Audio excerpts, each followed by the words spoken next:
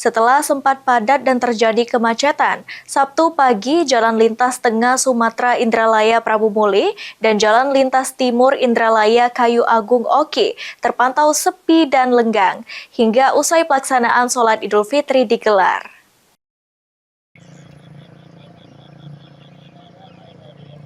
Kondisi lengang di Jalan Lintas Tengah Sumatera Indralaya menuju Prabu Muli dan Jalintim Sumatera Indralaya menuju Kayu Agung Oki dan Lampung berlangsung pada Sabtu pagi saat warga khususnya umat muslim menggelar sholat id berjamaah.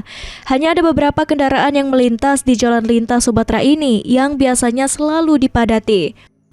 Beberapa titik kemacetan yang ada di beberapa ruas jalan juga tampak lenggang, seperti di depan kampus Unsri Indralaya dan depan SPBU KM 36 Indralaya Utara.